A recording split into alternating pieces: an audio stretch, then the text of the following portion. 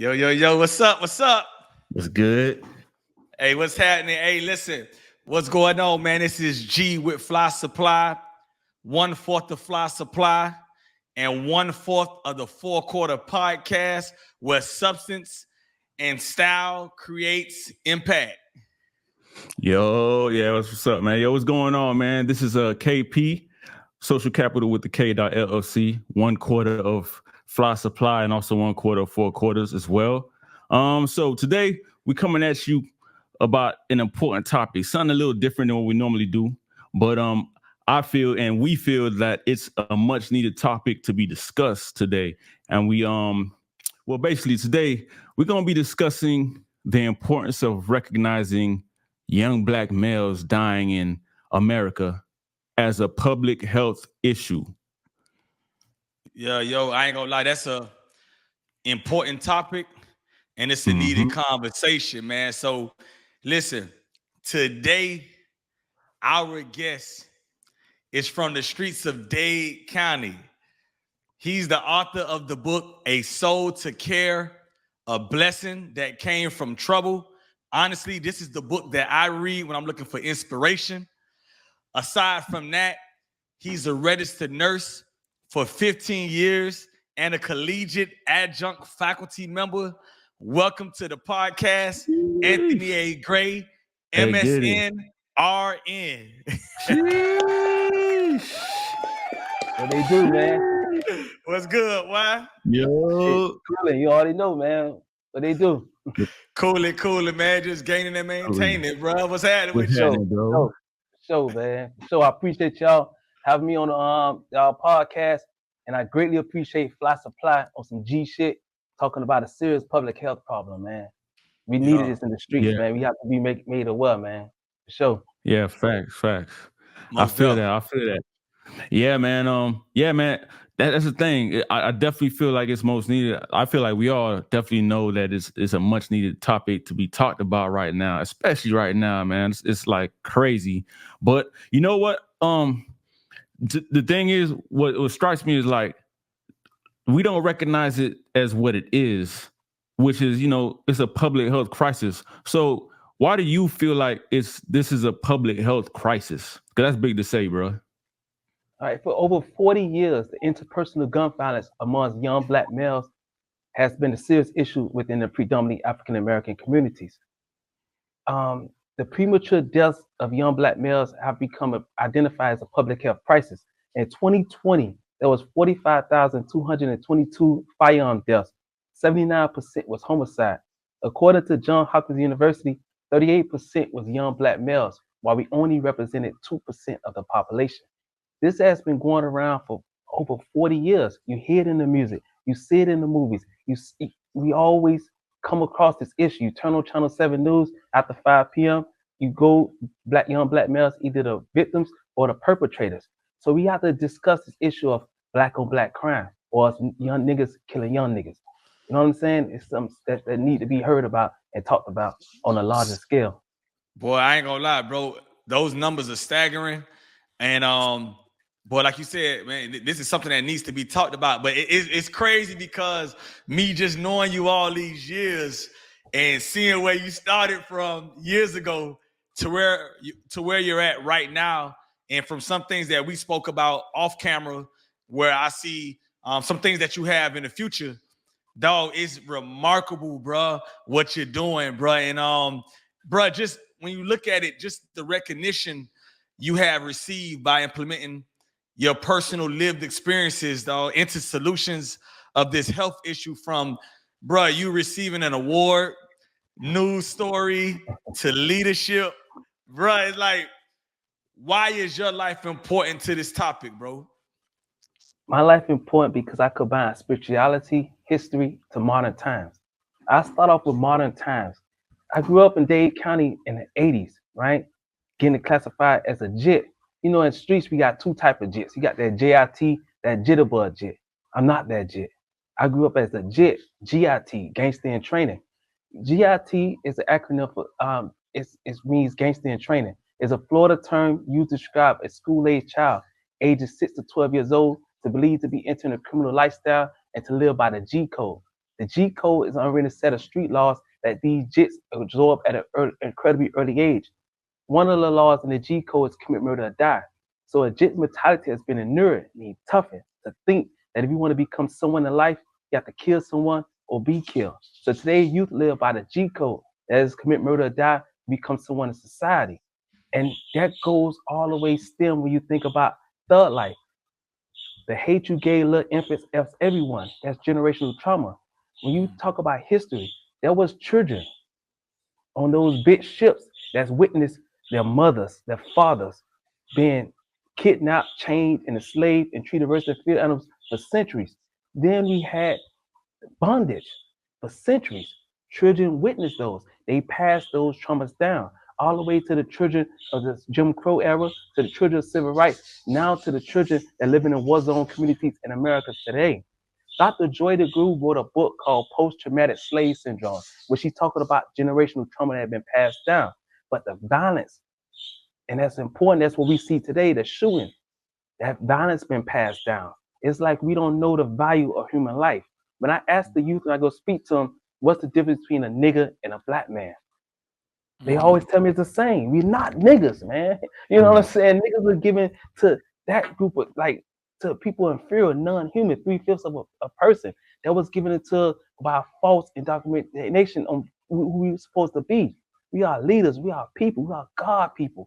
And that's what we need to implement, spirituality.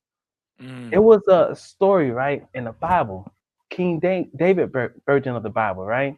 And when we talk about how David was having rocks with a sling, right? How he defeated Goliath.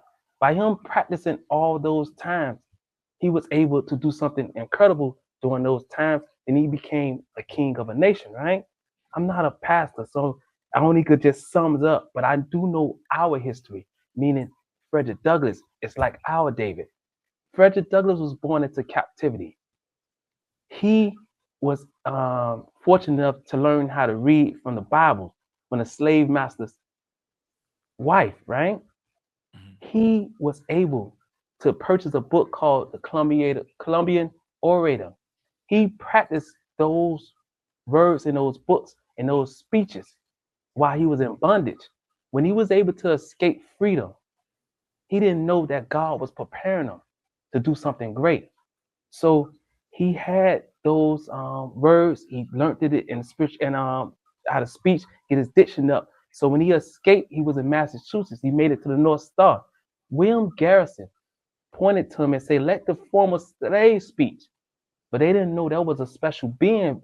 You know what I'm saying? That God had prepared to do something incredible.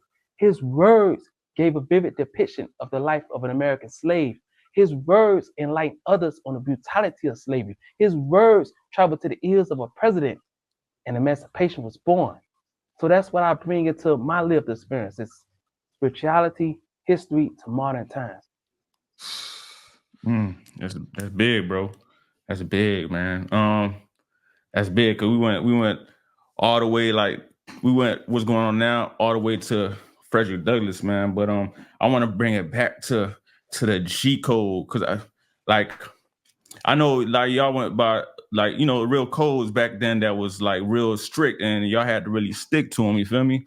Like compare that back then's G code to today's G code. What do you feel like is the difference? Or is there even a G code right now? It is like the kids today, right? They are the children of the crack era. They're the grandchildren of the crack era, to be speaking on it, right? I take my personal self. I was born in the 80s. My dad always, me and him joke all the time, like, nigga, I was a pioneer of this crack shit. You know what I'm saying? He always, when he went to war, you know what I'm saying? They had rules. They was putting in a lot of work, but they got snatched. He fell in 91. Then I came up in the 90s. Well, you know what I'm saying? They gave us that yap and you know what I'm saying? Go ahead and put in work. But we was going to hit our target and our mark. And we was fighting for at least a little bit of money. You know what I'm saying? But now it's all about a name. So they the children of that crack era and they just want to kill for a name in order to become someone in society. Their mind been inured, toughened to think this way. So the difference is now is they killing for a name, dog. They killing just to say they killed somebody. And to get glorification in the game, if they get killed, they feel proud of that shit too, man. So that's the change of it. Damn. But it's crazy, but then again, it's just like, what do you do? Like, you were put here for a reason. Like with your book, A Soul to Kill, right? I read that book at least 4 times, maybe 5, bro. Now, Appreciate it, dog. no doubt, no doubt. Hey, listen, the thing is about your book, bro. If you're someone, you know, that have, believe in God, it's a little profanity. It's some profanity, but bro, you're gonna get inspired. I got inspired. I laughed, bro. You was a comedian in the book, bro. Bro, integrity, bro. Man, that book is so dope, bro. So even when I look back, and I know I'm probably just going off a little bit off topic, man, but I'm just I've told you this before, but every time we speak, I always got to go back to it because I mean it. When you were 6 years old and a guy got approached and he ended up getting shot, I believe, in both of his legs. And you were 6 years old, I believe your brother was there with you. Yeah. And he, before getting shot in the head, he turned to you and asked for help. And every time I read that part in the book, I think about like, man, how good God is, man, and how strategic he is to allow you to experience that. And later on, like to this present time, to fuel you to do what you're doing right now. From the guy coming out of the hospital with the gown on, with the IV still in his arm, you wouldn't sell him no dope. You feel me? And then you said something along the lines of, I was born into this. And then he said, and you like, I was made for it. He was like, nah, you was made for something else. Yeah. And just seeing how things just came back. I don't really want to give the whole book up, bro. But it's like one of my top. It's one of my favorite books, bro. Just about the importance of labeling, about like, somebody always listing you as a criminal when you were gifted and you wanted to be a meteorologist. You know what I mean? Hey, bro, I read the book, bro. I'm telling you, I read the book about 4 or 5 times, bro. So it's just like, man, it's crazy, bro. I'm proud of you, bro. And the concept, right? A soul to kill. Soul means blood, right? You care for other people's blood, right? A blessing that came from trouble. We all come from an environment, and we all have that connection. Like I said, King David, when he was a boy with their rocks, with the slingshot, all the way to Frederick Douglass, when he was in bondage, when he was just learning words, his words changed the course of American history, right? Because we was not allowed to read back in those times. That's why the youth today need to know the value of education. We're not ignorant people. We just got stripped of our language and our culture and education values. We had to learn something totally whole new, right? So when you mentioned in my book, when I refused to sell dope to a man, right? I showed the powerful relationship between a dope pusher and a dope user. The man was in a hospital experiencing a serious medical problem, right? His legs was distended. His legs were swollen, his neck was distended, and he was traveling to the spot. And how God worked was, I was on 9th Street hustling. Jackson Memorial Hospital is on 17th. So he had to go to 16th, 15th, 14th, they had dope. 13th, 12th is always jumping, you know what I'm saying? 11th, 10th, and he came down to 9th Street, right? And I seen this man before. And when I saw him, like, let me get 4 quarters. Something in me was like, no, I can't sell him no dope today. But I didn't know that was my introduction to nursing. I didn't know that was my introduction to caring for somebody else. I walked the man back to the hospital because it was the right thing to do. I felt it in my spirit not to give that man dope.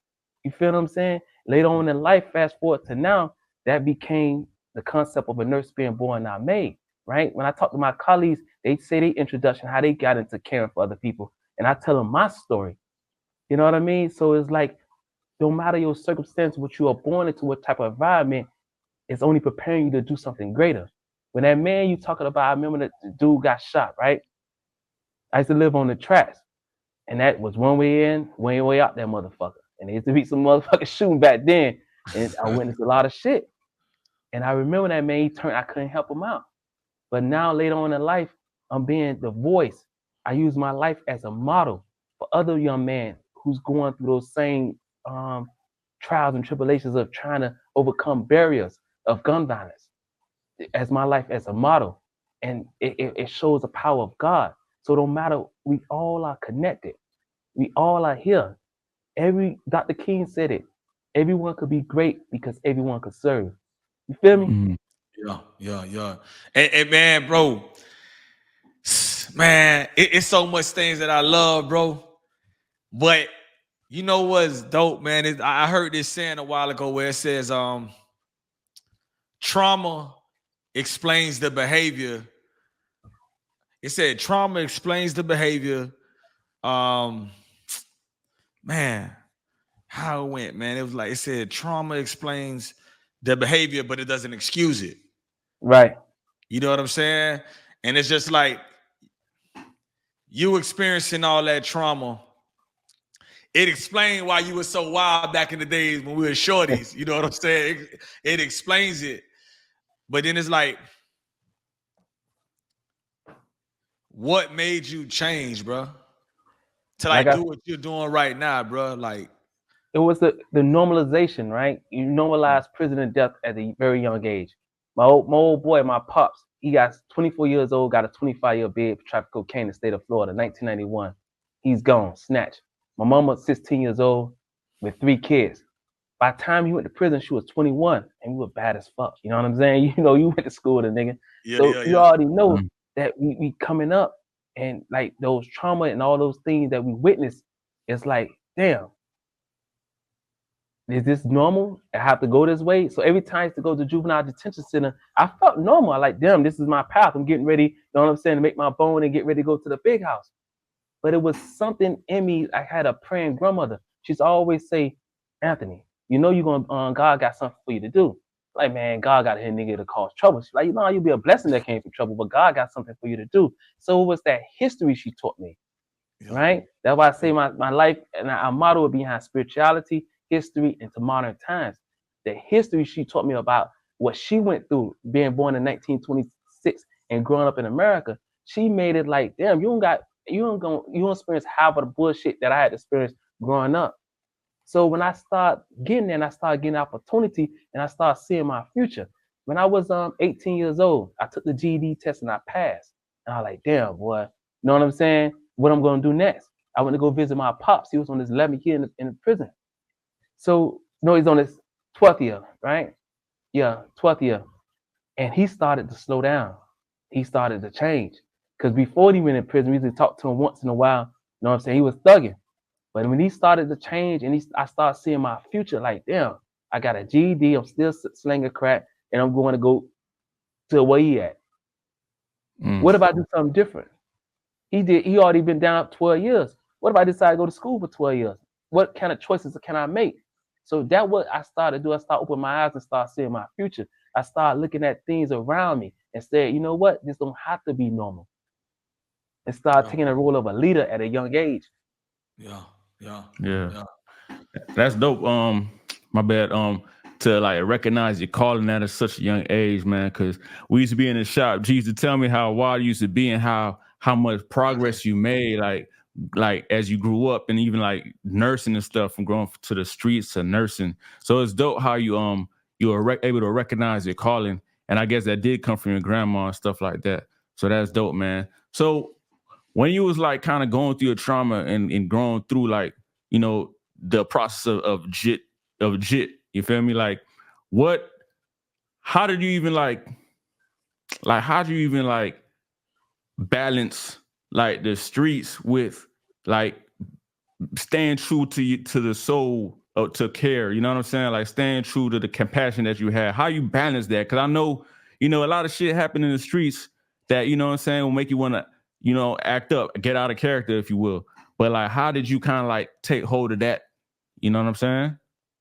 So in our book, I mentioned I had to become 3 people, right? I had to become the nerd, the thug, and I had to become, you know what I'm saying, somebody who's going for the future, right? I started getting identities, right?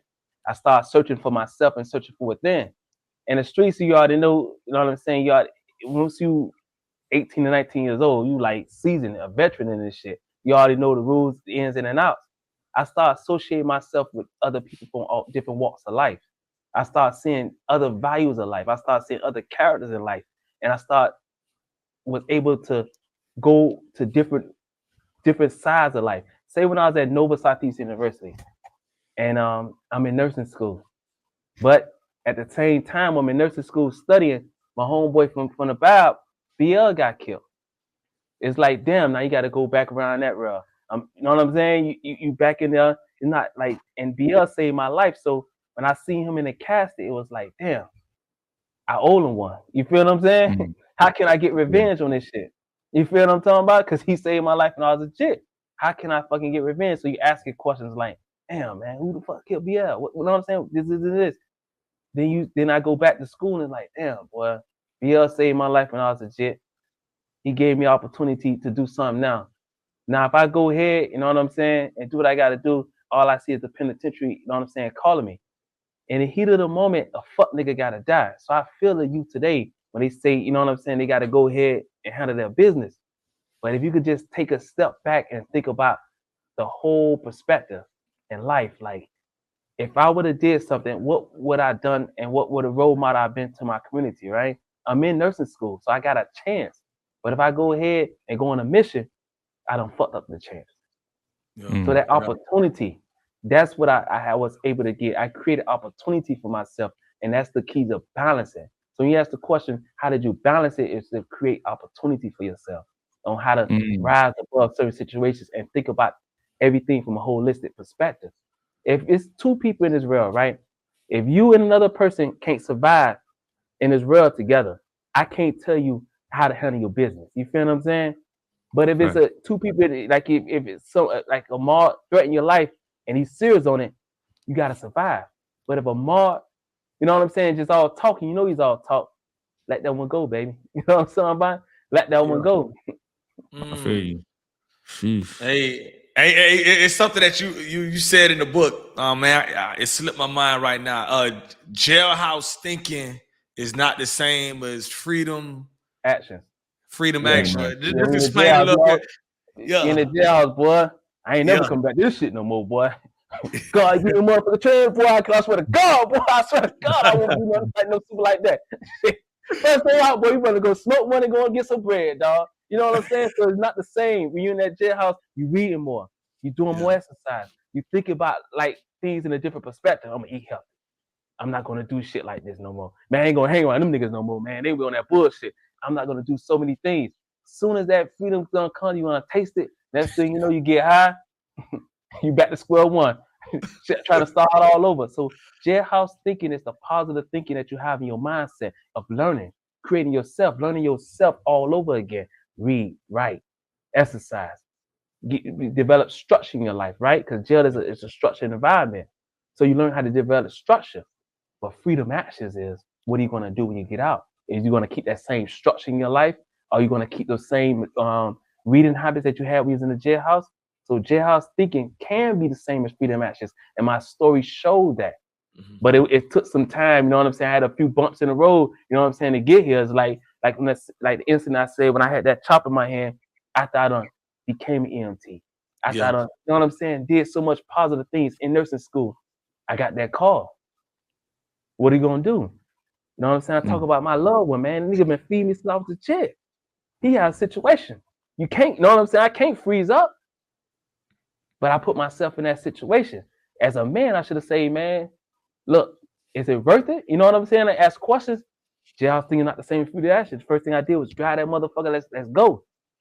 So it's those opportunities you have to just go back and say, you know what? If I had the positive thinking inside, can I have the positive actions outside? So jailhouse thinking can be the same as freedom actions if you decide to do it.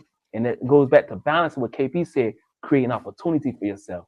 You come out with a plan, set short-term goals, mid-term goals, and long-term goals, and work in steps so you can achieve those goals. Yeah. So I mean, so pretty much you broke everything down on how to do it. But if somebody's a little bit slow to learning, as I am myself, because we took a look at some videos earlier, and it was just showing like all these drive-by shootings and all this stuff that's going on that that we're aware of. What would you tell a youth that's about to go out there and go pull the trigger right now? Like, what's those steps? I know you just spoke about it, creating opportunity, structure, and all that. What would you put that in like some steps for me? Right, the age right now shooting is between 12 and 17. Right, by the time they 12, they shooting like this. You know what I'm saying? 13, they 15, they 17, they veterans. They hitting their target. Right. So what I tell that between 12 and 17 years old, it gotta take time.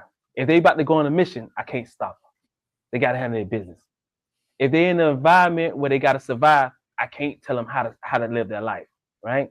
Only thing I could do is give them avenues on how to choose direction, choose something different. When you snatch a 13-year-old and you sit them down and you able to get them for at least 2 or 3 hours of the day, what information will I feed into them? First, I start off, you know what I'm saying, give him a value of self accountability, right? Let him know that he's valued. Let him know, make it well of his situations and his surroundings, and ask him questions on, do you feel like it's necessary for you to go pull this trigger? What goal would you accomplish of pulling this trigger? And what about the consequences? A lot of times, a 12 to 17-year-old, they don't know what time means.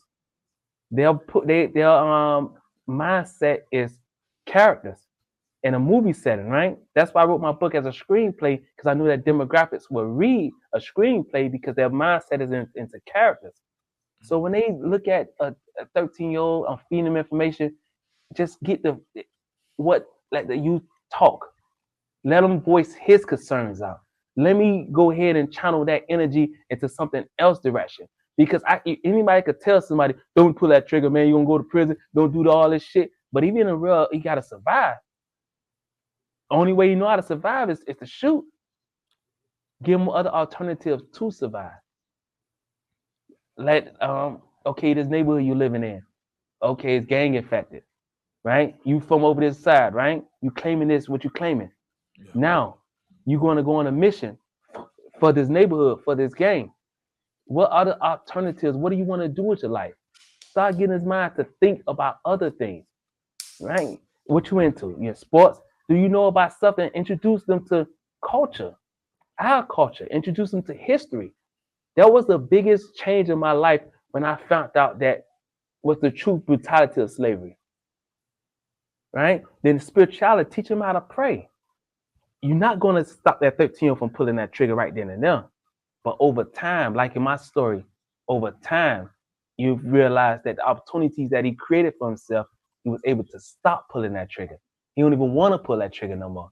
He don't even have no thoughts. You know what I mean? He avoids situations. But it has to take time in the development. It's not going to happen overnight. It's just not.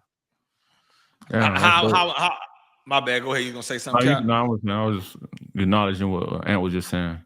Yeah, that's dope, man. Let me ask you, like, how important would you say having a father in a home is? And also, how important is labeling a child? Like I said in the genesis of this conversation, when I was talking about you being called a criminal, but the teachers was telling your mother you were gifted. You know what I'm saying? But you was always, man, you're gonna be in there with your daddy. You know what I'm saying? And so how important is having a father in the home? And then also how important is it to make sure that when you give your child a label, it's the right label? The way how your granny was giving you that label when she was calling you your EMT and labeling you as that, instead of a criminal. You feel me? It's very important. A father, let's start with the father, right? Father structure, your role model, right? It's certain things that men got to teach boys, right? It's certain characteristics that it just in us to teach, right? I'm a father myself. I got a 13-year-old. So, Junior, get your ass up for school. All right, you got 15 minutes to make your breakfast. You know what I'm saying? By the time you got to make your breakfast and eat, we on a structured schedule. Iron them clothes, man. Change them clothes. Teaching them how to build that structure, discipline.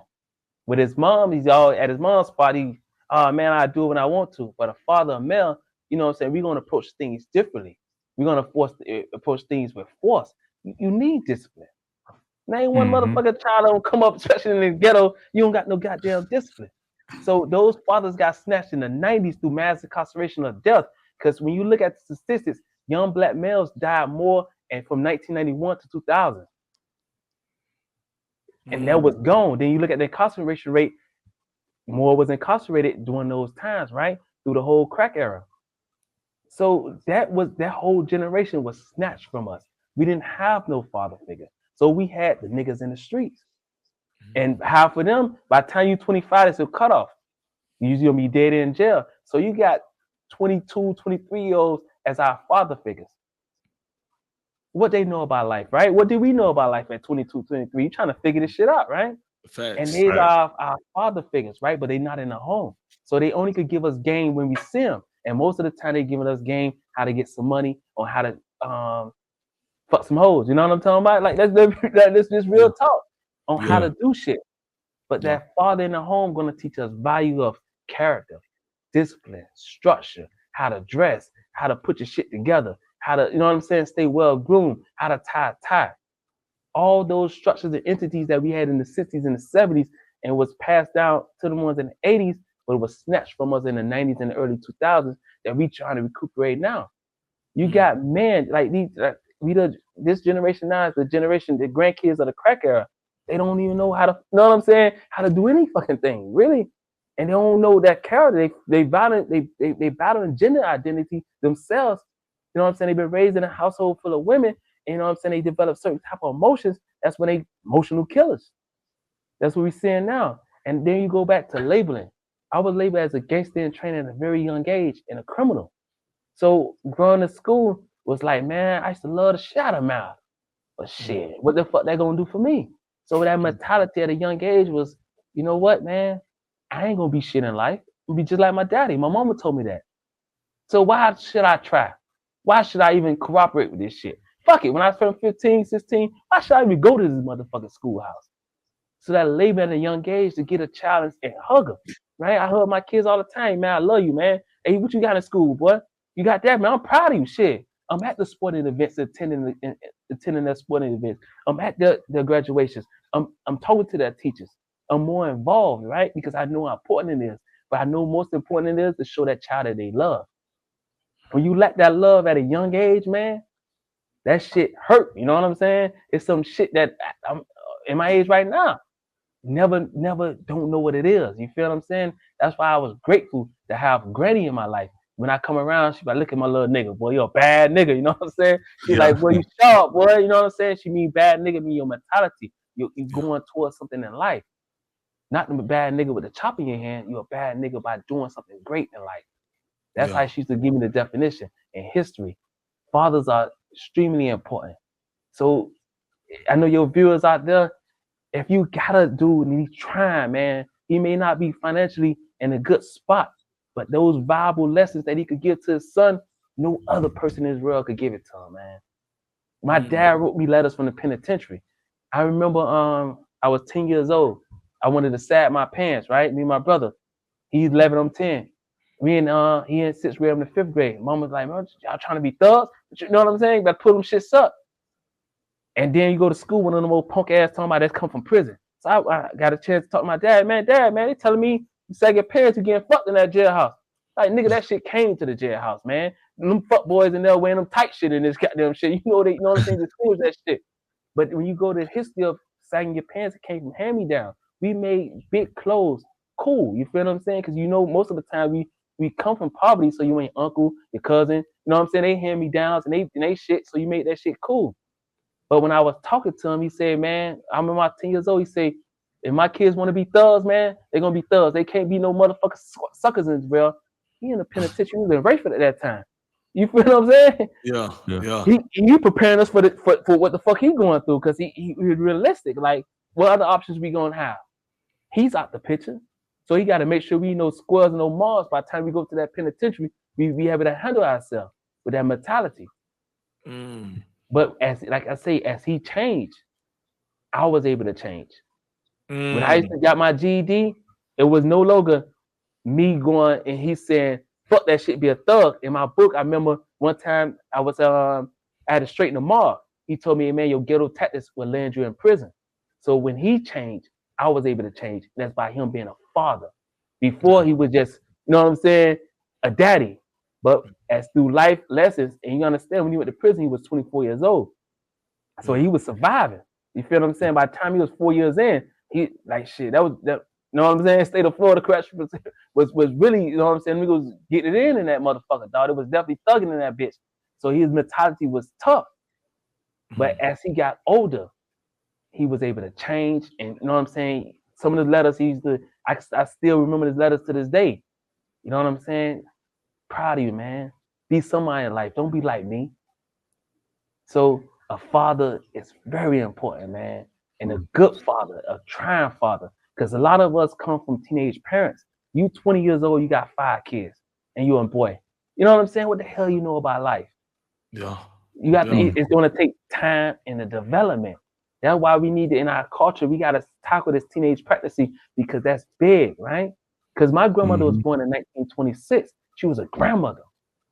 My mom, she had her first child when she was 14. She became a grandmother at 30.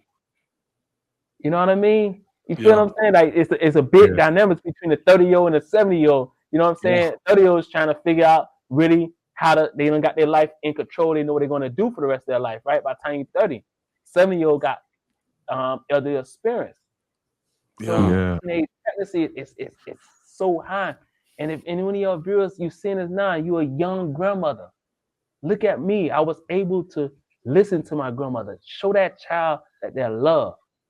You know what I'm saying? Don't tell that child you a grandmother. You know, supposed to turn up with your motherfucking child, man. You know what I'm saying? You gotta just show that child that they're loved, and you gotta be that role model. Because a lot of our parents, and you talk to the youth today, half of them, let me say 75% of their daddy been dead in jail, right? That's or they on these streets, right? If you a father and you've been selling dope for a long period of time, and you ain't really getting nowhere in life, man, get that shit up, man. Get your goddamn job and take care of your kids. On the road model, man. You know what I'm saying? Because when you go to that prison system, man, that jit gonna go right there with your ass, man. You know what I'm saying? So you gotta take the role of a leadership, and it's a self-accountability as well. And don't let your kids, you know what I'm saying, as that, you know what I'm saying? We head first in everything negative, but dead last in everything positive. So black on black crime or niggas killing niggas, we have accountability to that shit too. We add to that shit. We can talk about slavery all we want. And I definitely agree with Dr. Joy DeGruy, post-traumatic slave syndrome with trauma being passed down. But a lot of that shit come from us too, though, dog. That's facts. That's facts. Yeah, man. For real. Man, I ain't gonna lie.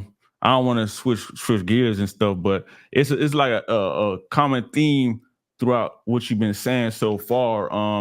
From you dealing with the youth now, and then even like you learning at the same speed that your father was learning and stuff. And to me, I've been hearing it's time. Really, you got to give everyone time to really grow into what they're like kind of meant to be and stuff like that. Right. And reason that makes me think about it, because I think I said this on maybe like an episode or so, like when we was doing when me and G was chilling, and I was saying how a lot of these youth are being robbed of their time because it's gonna take time to really develop. You know what I'm saying? When you really want to grow into a man, you need that time to kind of experience. And I feel like a lot of these youth are being robbed of that time and stuff like that. So that makes me kind of think about what we started the topic with and what you kind of consider a public health crisis. And I kind of want to get to that a little bit, being that is a public health crisis. What makes it such a, because that's pretty deep to say, like it's a crisis, you know what I'm saying? That's crazy. In 40 years, when you're in the healthcare community, there's plenty evidence-based that support what I'm saying. So in the healthcare community, you get young men that's coming in for health issues, right? Gunshot wounds, victims of gunshot wounds. And it's coming in at a high number. And it keep coming in. You like, what the hell is going on? So it's plenty of government agency. I know the National Institute of Health has funding that they giving to institutions on how to study this and how we could overcome and we could change the culture and the dynamics. It's so much data out there that's talking about death, right? In DC in 2022, there were more gunshot victims than there was COVID. So it's a health concern, right? And then what makes a black man, a young black boy, see somebody else that look like him and could impose a threat? How do we get to this time where we at right now? When you mentioned KP about time and development, right?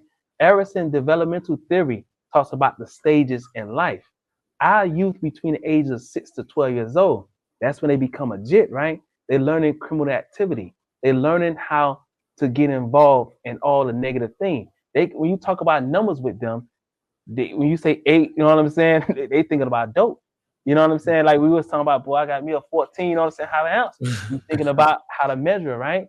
They're not schooled and being trained on how to value things that a 6 or 7-year-old should do, and a lack of parental guidance. And when I watch a lot of documentaries or a lot of news stories, particularly in Baltimore, Baltimore is a city that's mostly affected by gun violence. Memphis, Chicago, but there's no place like fucking Baltimore, man. You watch the goddamn numbers, man. It's an SBN story where they did it on the trauma center there. And I noticed that 98% of the staff was white, and the gunshot victim was black.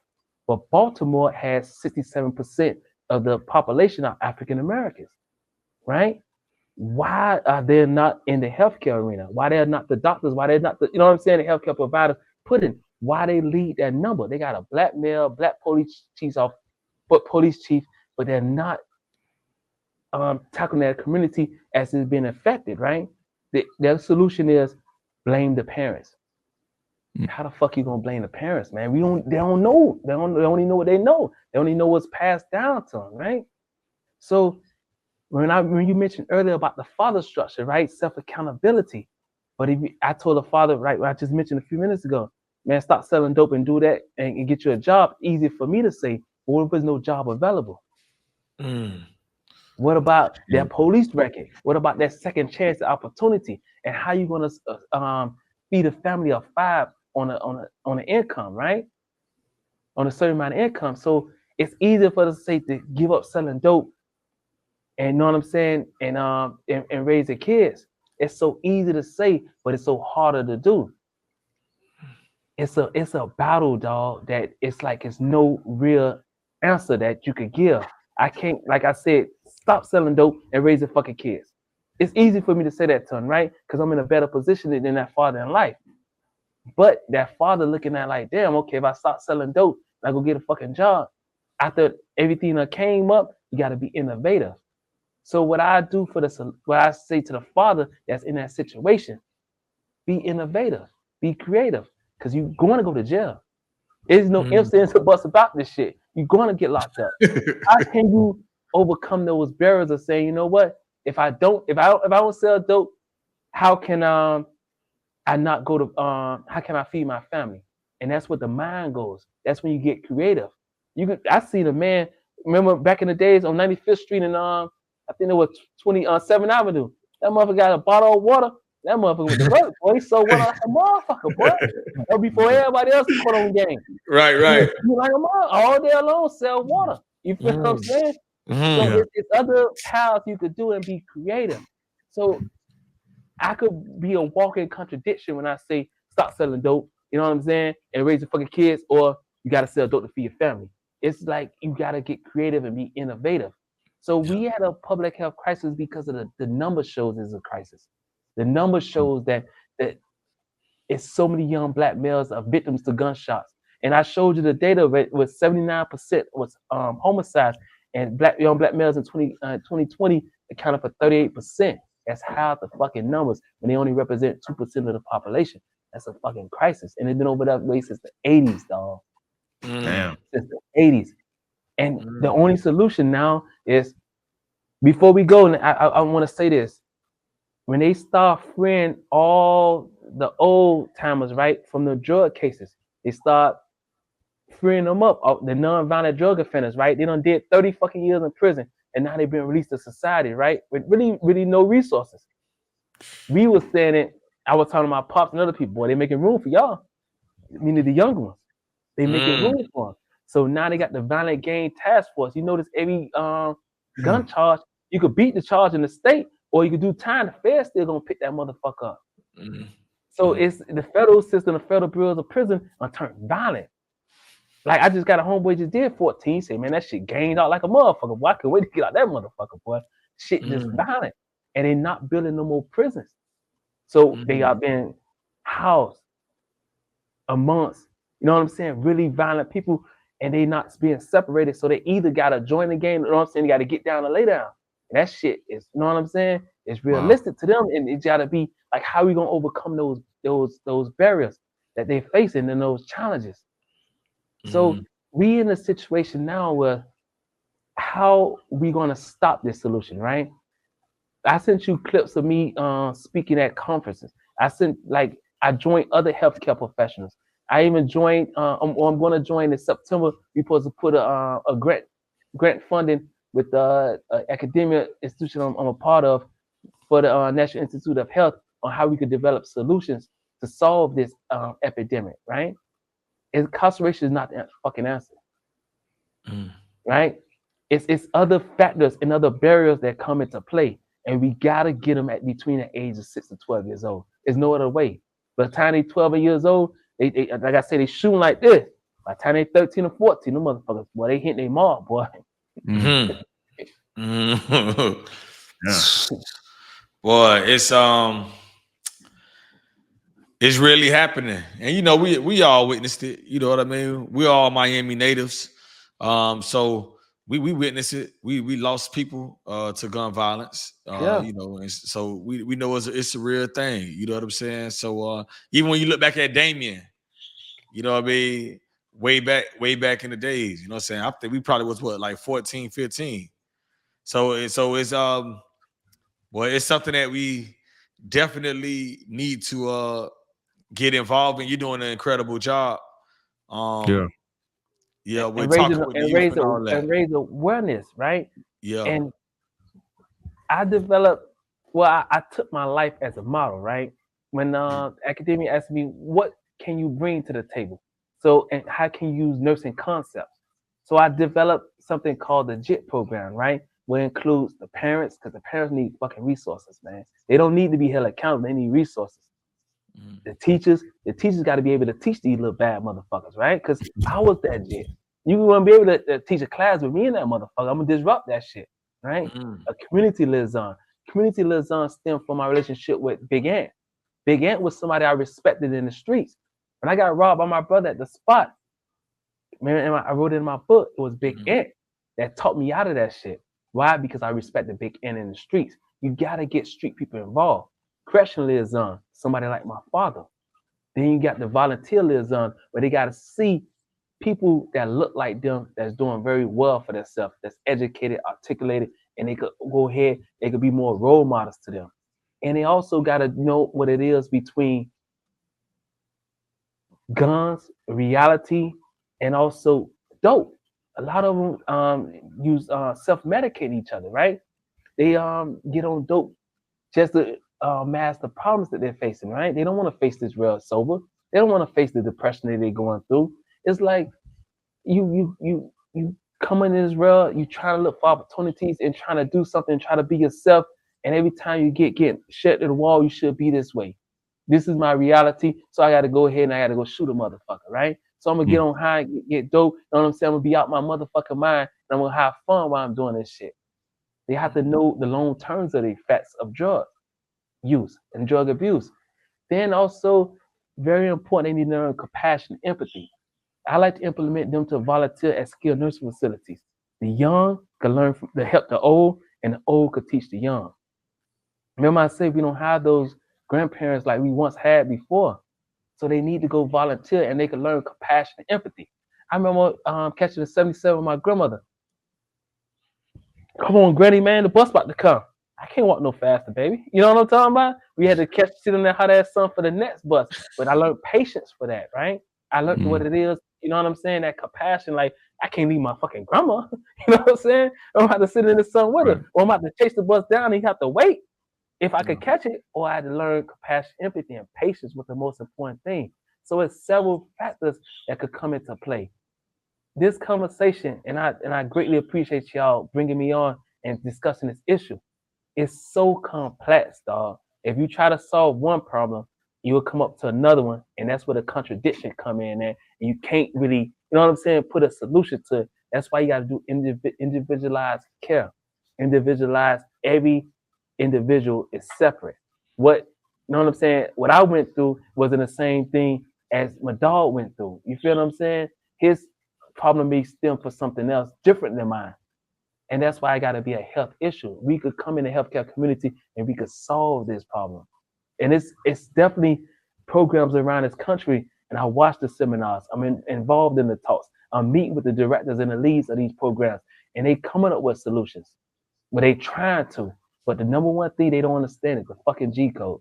And I try to tell them to is no other way. You can't tell them, you can't use hard breathing, tell them to count to 10 when they playing for survival.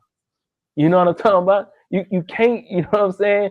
Especially if there's retaliation come into play and character, and they have to learn spirituality and they have to learn history. Before we go, it was a nurse that I modeled my practice after. She cared for people that was kidnapped, chained, enslaved, and treated as field animals for centuries. This nurse was able to escape bondage and go to freedom. She didn't get no formal training. She didn't sit down in the classroom, but she was forced to work as a nursemaid at the age of 5 years old. The forced servitude gave her the knowledge and understanding to care for others. That when she reached adulthood, she became as our Moses, right? Just like Moses in the Bible was able to lead his people from Egypt into the promised land, right? Our nurse, Harriet Tubman, was able to lead us. She had a quote, and I'm glad you gave me the opportunity. Her quote was, "Every great dream begins with the dreamer. Always remember you are within you the strength, the patience, and the passion to reach for the stars to change the world." End quote. That's what's giving me my motivation to do what I do. Because if Harriet Tubman would have just got her fucking freedom and stayed up there to the top and then come back down and start rescuing people, where we would be at today. You feel what I'm saying? There was a courageous woman, man. There was a courageous person. There was a hero of the greatest hero ever to existed because she wasn't selfish. She displayed something we talked about earlier in this conversation was connection between human beings. She understood the power of helping others. And that's why I'm not afraid to speak about this. I'm not afraid to share my story because my story comes from spirituality, history, all the way to modern times. Boy, boy, it's impressive, boy. It's real impressive, boy. I ain't gonna lie, boy. Like every time we chop it up, boy, I just sit back and I sometimes you hit me up when I'm at a low point, and so when you hit me up, I get that needed energy that I need to keep going, bro. So like every time I speak to you, I'm always impressed, and I'm impressed more so about it. That it's not about you. Like you really trying to, not even trying, but you're really assisting in this crisis, man, and sharing your story. And I'm glad that you answered the call because a lot of the times something gets put on our heart. God will put something on our heart, but we'll be delayed in our obedience. And so I commend the fact that, man, you don't move with swift obedience. And bro, like I salute you, bro. I salute you. Yeah. And I boomerang that shit right back to you. Let me tell y'all, I knew G, you know what I'm saying, for a long motherfucking time in Smash. Shout out to Rick Divide, you know, that was my dog. I remember, man, we was at the Rolex KP, and that motherfucker get fucked up, dog. You know what I'm saying? That bitch jerking. We having a good ass time, dog. And these niggas, man, one sitting on my right, sitting on my left, or the other one sitting on my left. And they're like, boy, we tired of wearing other niggas shit, man. We better get ready to start our own shit, dog. I'm like, man, what y'all talking about, man? Y'all niggas, yo, man, make that shit and I'll buy that shit, man. You know that shit, throwing money, you know what I'm saying? We you know what I'm saying? We Dade County vibing, dog. And that's you know, dog. I said, what y'all gonna call this shit? G looked at Smash, and they looked at me, and the nigga said at the same time, Fly Supply. I said, that shit gonna work, boy. The way them put that motherfucker back, I said, that shit gonna work, motherfucker, dog. Hey, boy, I'm proud of y'all, boy, man. Y'all stuck with it, dog.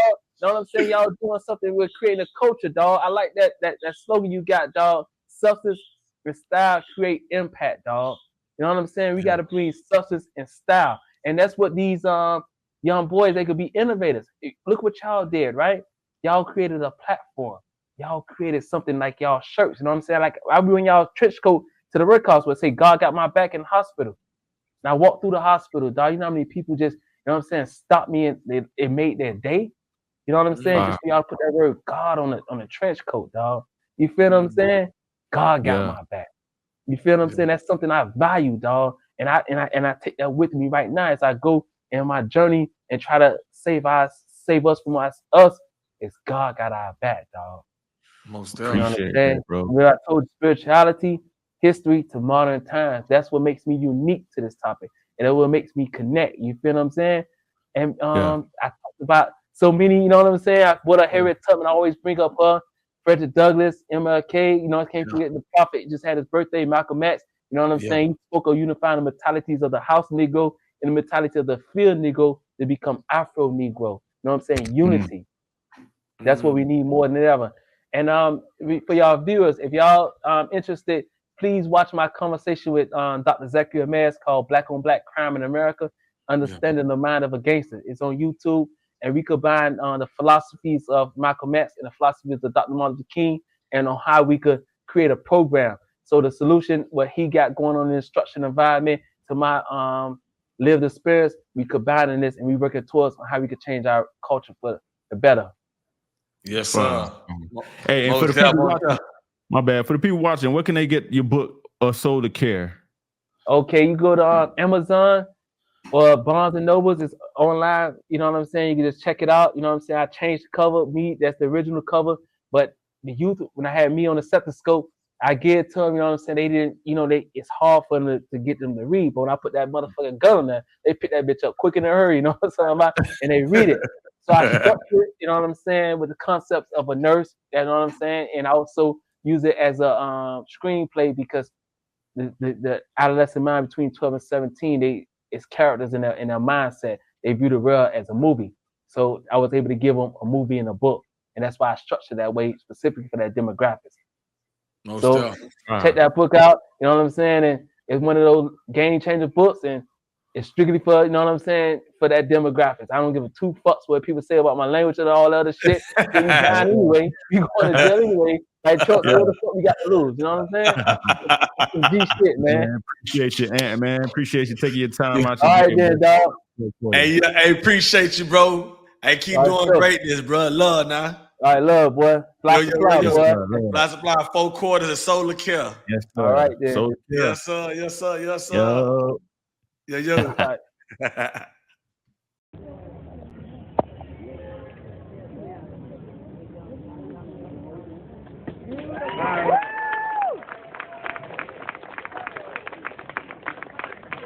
Hello, everyone.